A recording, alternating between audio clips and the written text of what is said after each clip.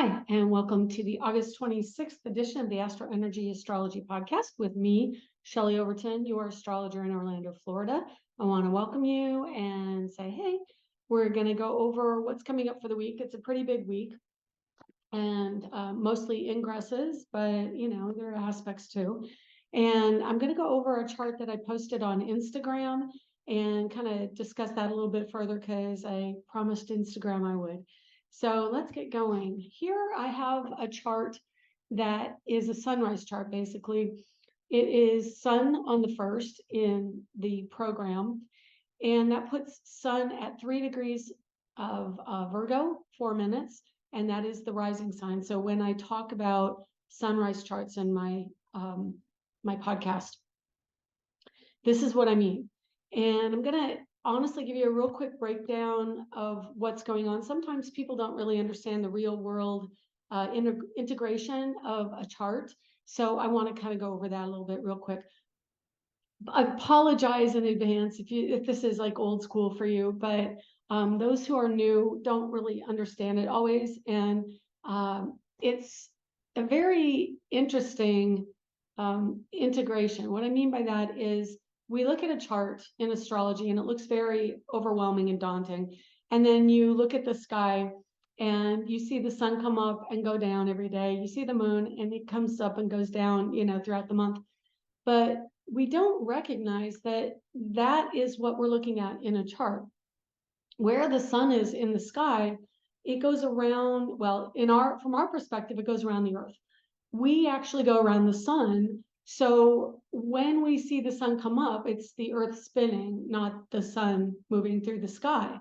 So I know that seems really rudimentary, but sometimes we lose sight because we are just so enmeshed in our day-to-day worlds. We don't really understand the true cycling of the planets. And so I wanted to kind of bring that into this. Around the earth is the zodiac belt, which were our constellations, and that divides the sky up into roughly 12 parts, which in a 360-degree circle divided by 12 equals 12 equal parts. Each one of those is 30 degrees. So 12 times 30 is 360 degrees. So when we look at the sky around the earth, we see different parts of the zodiac according to astrology. In Western astrology, we divide the sky up based on the seasons. In Eastern or Indian or Vedic astrology, it's all the same.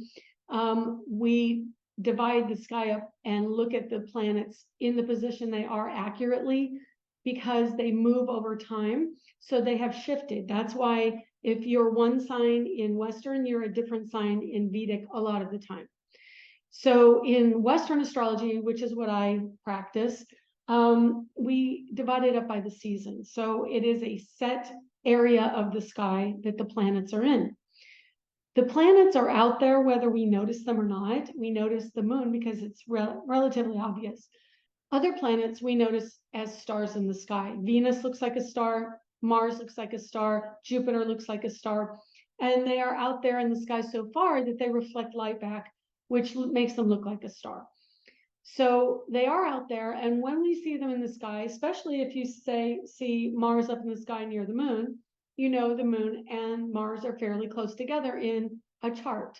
So it is obvious to some people, but again, in our day-to-day lives, we don't always recognize that these cycles are going on in our natural world. And that's translated to this piece of paper or this flat chart that I have here. So anyway, that's kind of a basic of what I'm looking at. So when you see degrees and you see the different glyphs for a sign, there are 30 degrees in this chart. The way I read, usually it's an equal house system, 30 degrees in each. It just makes it easier to understand and quick, like looking at a chart quickly. I just prefer it. You can do many different systems. There are dozens, and that's just one that I choose. I choose porphyry because I find it to be the most accurate through research.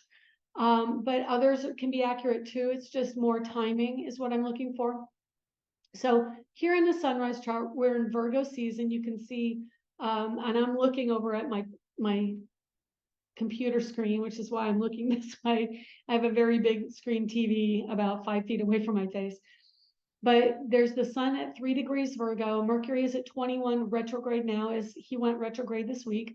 Pallas Athena is also at 21 degrees, which means Pallas Athena is an asteroid that rules how I deem like your perfect partner or the goddess of love as idealized. So a goddess as opposed to just a love interest, which could be Venus.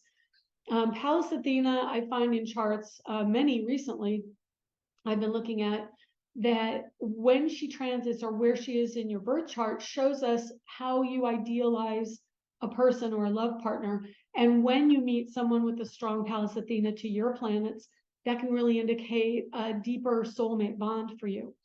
So she's at Mercury's same degree, 21 Virgo, which can mean that we're really thinking a lot about that perfect love and what we're attracting into perfect love. Are we going over that in our minds? Is it something that we see in our environment?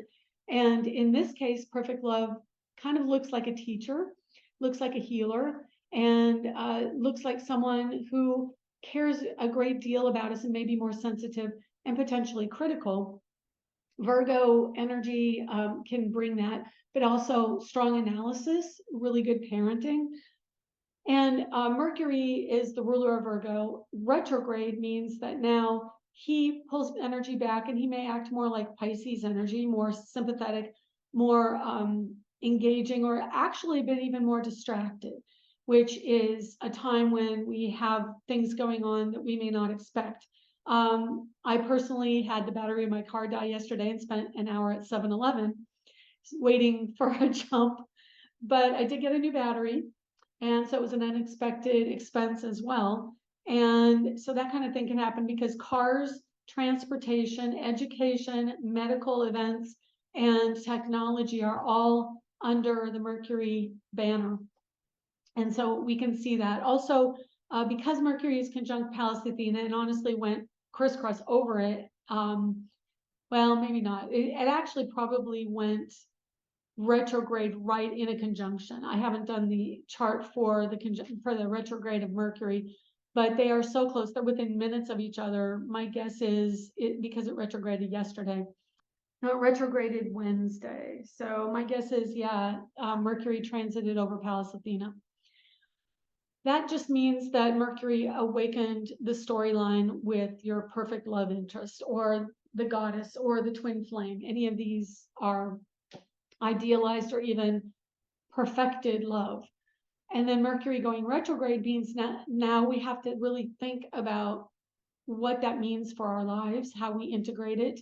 And again, Mercury retrograde is all the other things I listed as well. But it is a reassessing of our thought processes, of how we look at things, how we idealize things or integrate things mentally. Especially in Virgo, it can be a real strong analysis energy and not as much emotional. The energy of emotion right now, well, always usually is Moon and Venus. So the Moon just went into Capricorn this morning around 9:05. So it's been half an hour.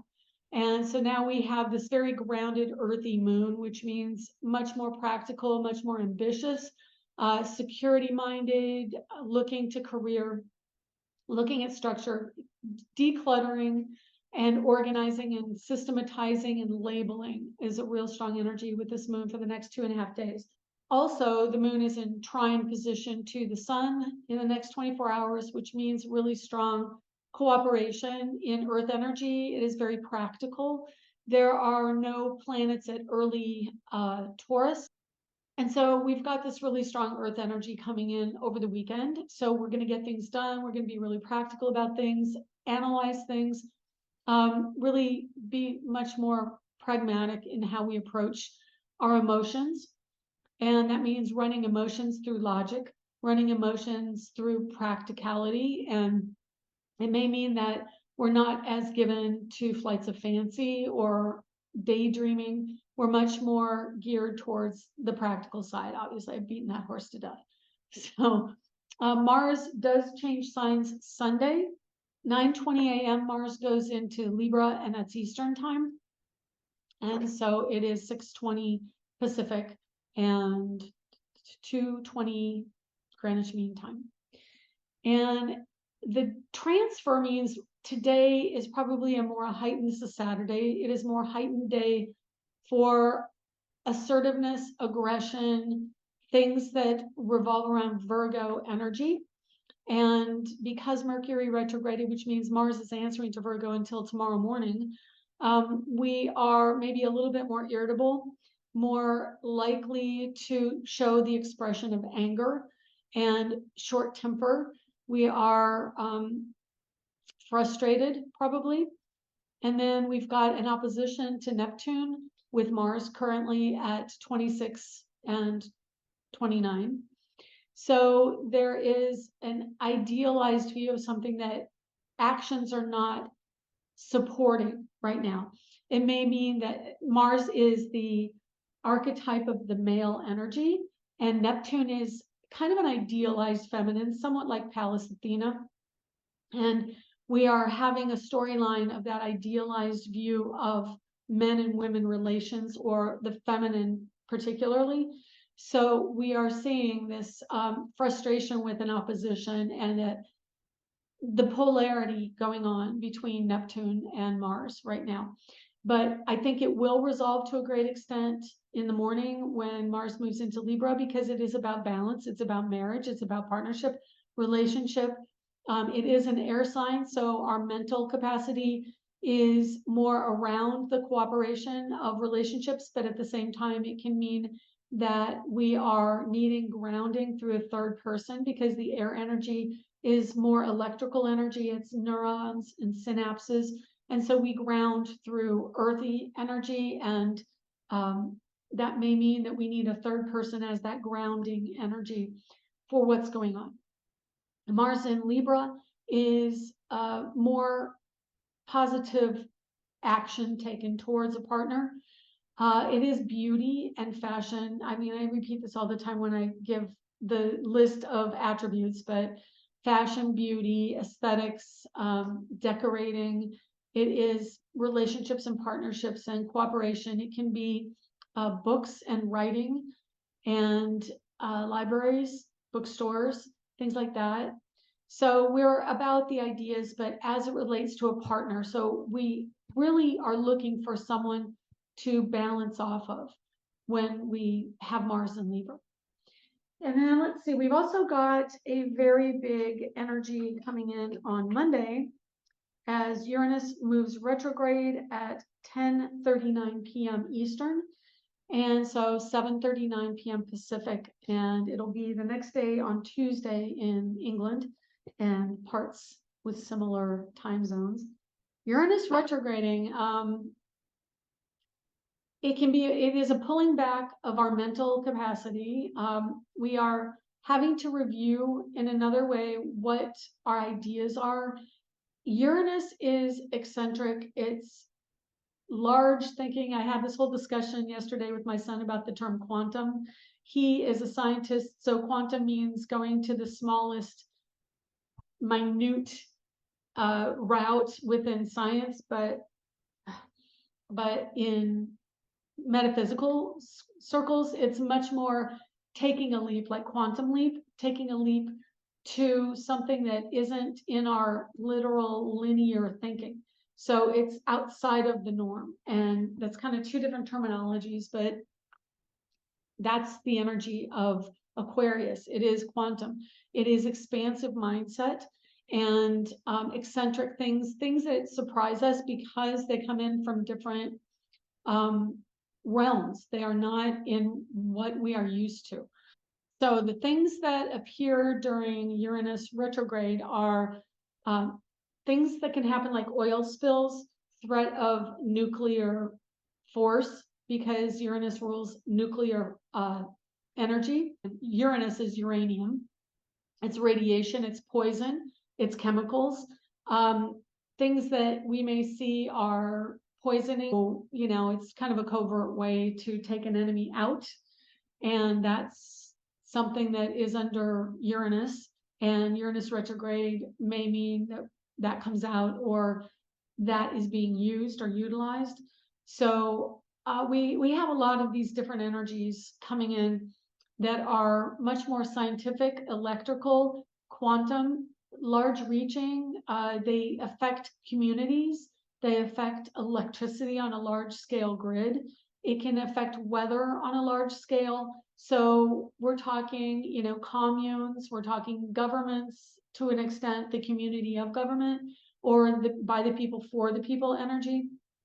So all of that is the theme that we're going to be experiencing for the duration of Uranus retrograde, which lasts through the beginning of next year. I think it even goes into February of 2024.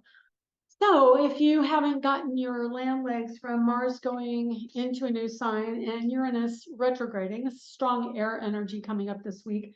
So it is about ideas. It is about community. It is about how we interact with more than just one person. It is us. It's not just me, it's us. Then Wednesday, we have the energy, well, I shouldn't skip this. Monday and Tuesday will be Aquarian moon. So that just reinforces this energy. Uranus rules Aquarius, and moon is in Aquarius while Uranus goes retrograde just before at 10:32 a.m. and Uranus retrogrades at 10:39 p.m. And so the ruler of where the moon answers to when it's in Aquarius changes direction during the time it's there, which is going to be significant. So it is an upheaval in home and family. It can be a necessity to rely on family or a cutting off from family. The moon in Aquarius is a detachment from the family energy and the mother energy, while Uranus retrograde can mean you have to or are forced to go back to connect to the mother or family for sustaining purposes. And then Wednesday, we have a full moon at 7 degrees Pisces. The moon joins up with Saturn at 3:33 p.m. Eastern, and then it is a full moon at I should put my glasses on, 9:36 p.m. So there is a lot of energy around Virgo and Pisces axis and dynamic polarity. And that is, of course, health. And I would say that's probably a very strong aspect for a kickoff of the fall flu season, of a reoccurrence of COVID and health issues coming in on Wednesday of this coming week. I would just up my intake of vitamin C and elderberry and ginger root, anything that's, and honey. Honey is good for your immune system. So definitely beef up your immune system around the 30th. And the full moon in Pisces is a very deeply emotional, sensitive, creative energy. It is about taking action or being in the energy of spirit. And really, I would say meditation and sleep are probably the two primary things you're going to want to do on Wednesday. It is also weather that relates to water and water energy. It could be flooding. With the combination of Uranus retrograding and a full moon opposition to the sun in Pisces, weather events this week are going to be strong and significant. I have not looked at the weather here in Florida, but obviously there's been a hurricane on the West Coast. It would not surprise me if there's one over in this area. And it's just inclement weather with a lot of rain and tornadic activity and lightning. Finally, we've got the moon in Pisces on Wednesday, Thursday, Friday. And then the moon enters Aries at 9:25 a.m. on Friday, which is new beginnings, fresh starts. The ruler of Mars is in Libra, and the ruler of Mars is in Libra, so that means it answers to Venus, and Venus is in Leo, so she's also retrograde through the 3rd of September, which, by the way, is a week from this Sunday. And so Venus goes direct a week from Sunday, which means this coming week we're going to start to clear up some of the discord around relationships, love, and money. I know money has definitely been an issue in my life during the Venus retrograde, because she is my Venus in Leo. But yeah, we've also got in the coming week, I think, a more cooperative energy around marriage and the potential of marriage. So more cooperative energy around Venus and the potential of marriage as she gets closer to going direct in Leo. Leo is a connector. They want to join up. They want to have lunch and go over the romantic side of the relationship. They are relators. So in the positive, higher vibrating spiritual side of Leo, they're extremely generous, friendly, and cooperative and connected. So with this energy coming in, the difficulty signs probably this week are going to be Leo and Taurus, especially with the moon in Capricorn over the weekend, because Leo is quincunx and, well, Taurus is trine, but Taurus, and let's just face it, the trines can be difficult emotionally. So it may mean saying goodbye to someone. It is the wrapping up of a physical storyline around something in the material world, whether it's a person or an object. Aries energy is going to be challenged with Chiron in Aries right now, and then the South Node in Libra and the North Node in Aries, and Mars entering to Libra, because that's the opposite of Aries. And that means that Mars now is imploring Aries to understand an opposite point of view. Okay, so I'm going to go over this chart that I posted on Instagram, and it's got a lot of ovals in different colors. And the point I was making on Instagram is that we've got all these energies in late degrees. So going around the circle, starting with the 12th house, we have Black Moon Lilith at 25 Leo. We have Mars at 28 Virgo. We have South Node in Libra at 26 degrees. We've got Pluto at 28 Capricorn, Neptune at 26 Pisces, and North Node at 26 Aries. So there's a lot of energy in around 26 degrees, 28 degrees of a sign. That means that it is the ending of a cycle. It is wrapping up of a storyline, and honestly can be a higher concentration of what that energy is. So going around Black Moon Lilith and Leo, she's very staunchly in her feminine power. She gets attention for being strong, a strong feminine sexual energy. And so we will see that archetype in society, in the news potentially.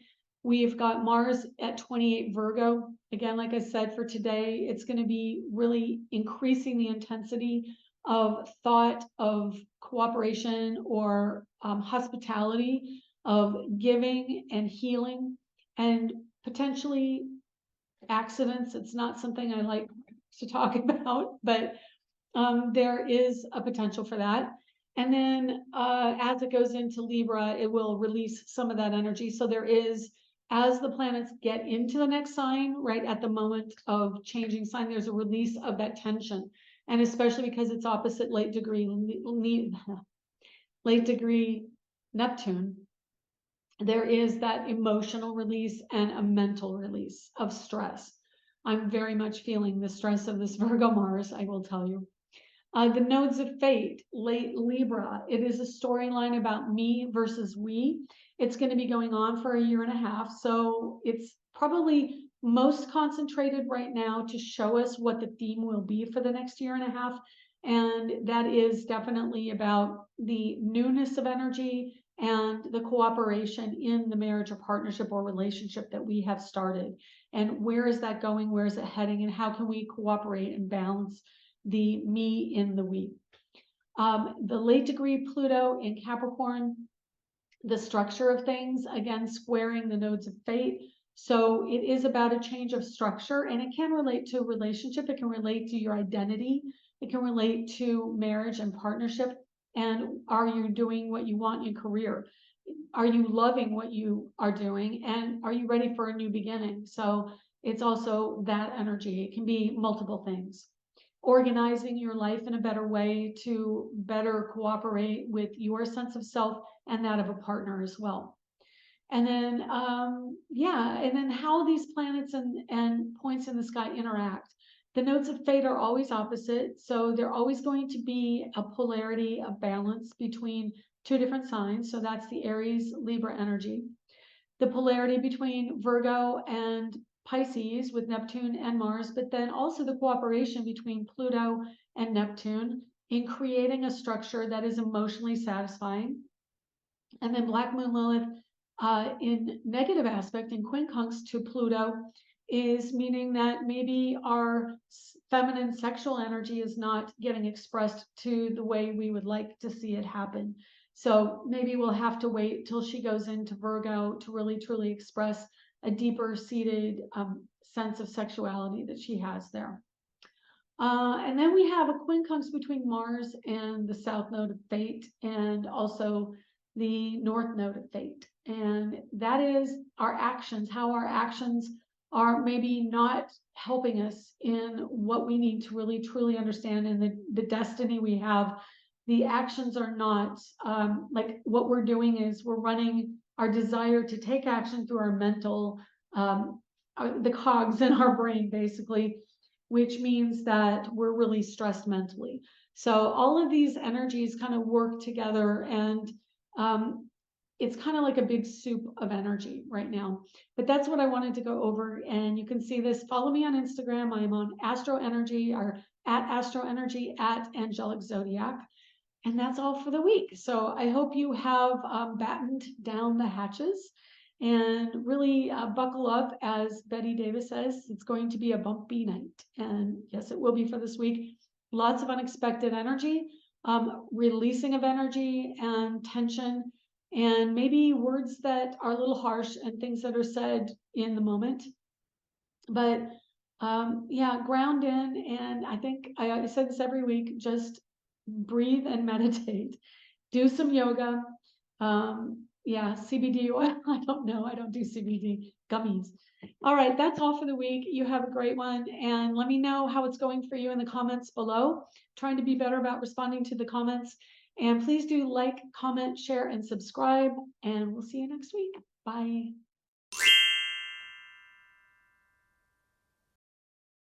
That we need to